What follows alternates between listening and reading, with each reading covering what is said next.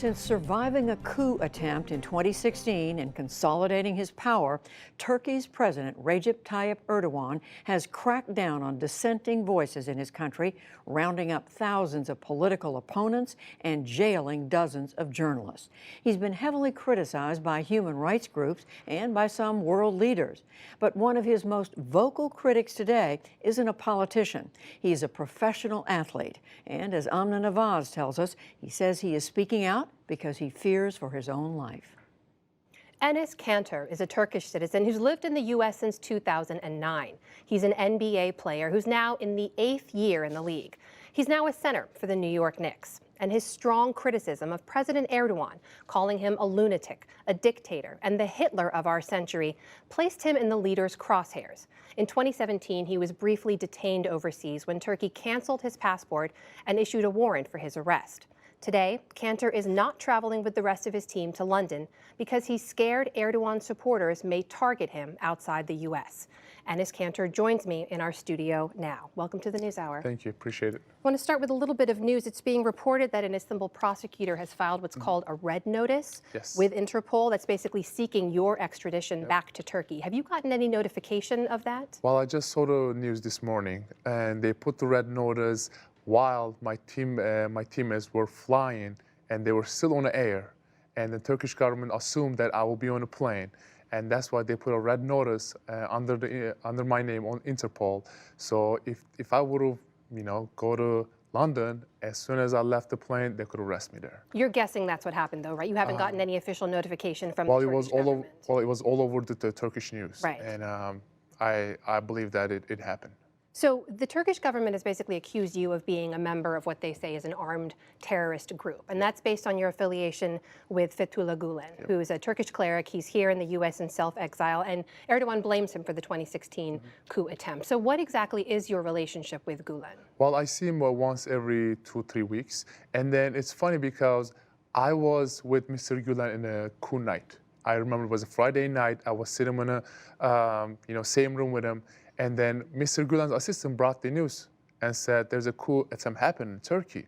And then he was shocked, and I was shocked at the same time. And then later on, Erdogan came out and say, oh, he blamed Mr. Gulen for the coup attempt. I was like, I was in the same room with him. There is no way this is true. This is happening. And then that's why I was trying to explain the whole world. I was with Mr. Gulen that night and nothing, and then that did not happen. But you meet with him every 2 to 3 weeks? Yes. Why is that? What's that? I go there, I cannot go back to my country. So every time I go there, I go there, listen, eat Turkish food, hang out with the Turkish people. It's like a family there for me. It's a family outside of Turkey for you? Do you Yes. know that Mr. Gulen had anything to do with the 2016 coup attempt? He has nothing to do with it because I was with him that night. And if you want to understand who did the coup attempt, you have to look at the benefits of coup attempt.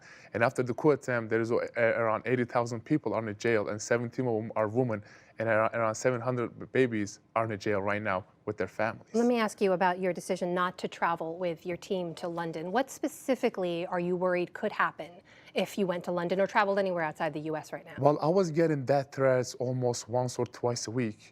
And after I made that London comment, where were you getting those threats? Most of it on social media. Okay. And after I made that London comment, I was getting hundreds and hundreds every day. So I did not want to go to some foreign country that, especially in Europe, where Erdogan's long arms everywhere. And Turkish governments are very famous for hunting down people, especially in Europe. And he kidnapped around 100 people. Community leaders, teachers, journalists. So that's why I did not want to go there and risk my life. You're worried that you would be targeted by one of his supporters, either kidnapped or detained if you are to leave the U.S. If you believe his reach is that wide, how do you know you're safe here in the U.S.? Well, I know there's laws in the U.S. and I believe U.S. that nothing can happen, and in the U.S. and then but outside of U.S. I don't really feel safe anywhere else. You were on Capitol Hill meeting with a bunch of senators, other members of Congress. What were those meetings about? It was amazing. We talk about the Turkey issues. We talk about Erdogan is abusing the human rights in Turkey. We talk about the people in prison right now. We talk about the women are in prison waiting for help. And then they will keep asking me, why are you doing this? I said, I play in an NBA and I have a platform. I'm using my platform try to be the voice of all those innocent people in Turkey who don't have a voice. Did you request those meetings with them, or did they ask you? I did. And what is it you're asking for from those members? Well, anything that they can help, because I'm trying to use my voice, the voice of all those innocent people, and trying to just do something, create awareness. So you've been meeting with members of Congress here. Have you been in touch with anyone from the White House or the administration? I have not, but I really want to, and I hope I will get to talk to Trump one day and talk about the issues in Turkey. I really want to. What would you hope to say to him? Well, I will say all the abuses Erdogan is doing, all the human rights is being violated in Turkey. I just want to say, just do something, not for me, for all those innocent people. Thousands and thousands of people are in Turkey because they're really waiting for help. Tell me about your family. They're still back in Turkey? Well, my family, yes, they're still back in Turkey. My mom, my dad, and my sister. And your father, I understand, is currently being prosecuted on charges of being a member of a terrorist group? He's actually has a trial in mid-March. He's facing 15 years in jail. And what is your father's background? What's the basis of those charges? Well, he's just being of my dad.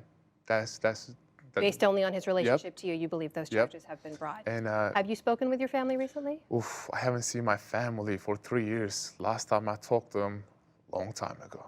And why is that? Because when they come to raided my house in 2017, they took every electronics away, the phones away, computers away, laptops away. They wanted to see if I'm still in contact with my family or not. And if they would see any text message, they will all be in jail. So I'm not going to risk my family, my mom, my dad, and see one text and they will be all in jail. It better be just not communicate with them.